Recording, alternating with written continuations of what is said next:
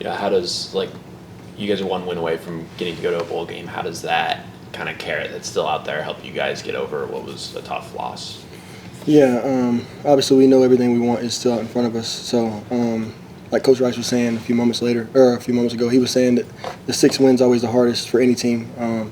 So just knowing that and knowing it's going to be a tough environment, we respect Auburn, so they got our full attention. So yeah, we're ready to go down there and do some special stuff. Yeah, what's the message, especially with Texas and not making that 2 losses, not losing to Texas twice this week? Oh yeah, we sat there in our pain for about 12 hours, and then we came in here on Sunday afternoon and we put it to bed. Coach Lee made it known that we only play Texas once. We lost that opportunity, and not to let it bleed over. So he hit it on the head Sunday morning. So there's a quote from Hugh Freeze out there from 2 weeks ago saying that Vandy, Kentucky, and Missouri are lesser rosters. Are you guys aware of that? Yeah, I mean, I've seen it. I'm on social media a little bit, but we saw it. I'm sure a bunch of my teammates saw it. So we'll see in the end of the week. Have you seen the game from last year where Pavia and New Mexico State went in and beat Auburn? Yeah, that was when Diego got here. Obviously his highlight video and his commitment video and all that. And I seen some plays, and he came over and he was like, "Turn the Auburn game, turn the game on," because I didn't believe he was what he was. He was saying obviously people were hyping him up, and I was like, "Nah, you're not like that for real."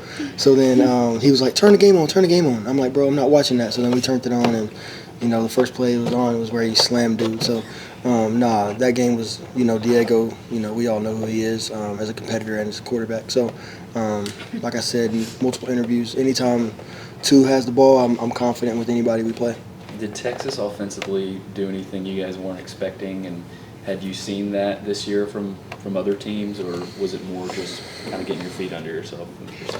I mean, I don't think they did anything special. There's a lot of missed tackles on our end. I think they had 280 yards total and on offense or for their passing, and a lot of it came after contact or after catch. So, it's a thing that we can look in the mirror and realize that we have to get better in space. Everybody has talented athletes or they wouldn't be at this level. So realizing that, there's a pursuit aspect to that, and then, just corralling the ball. Jarquez Hunter had almost 300 yards against Kentucky. What's the prep this week like for him? Because I don't know that you guys have faced a running back like him. Yeah, I mean, the closest thing we get to is Seti, and, Seti's one of the best running backs in the SEC, so as well as Jarquez Hunter. So I think it's just, focusing on, our space awareness and realizing that he's a talented back. He's one of the best backs in the country. So obviously he presents a different challenge, and, we're up for it. The old Vandy staff was recruiting him really hard in your class. Do you know him at all? I know you committed late. So I know of him, but I've never had any type of conversation with him. But yeah,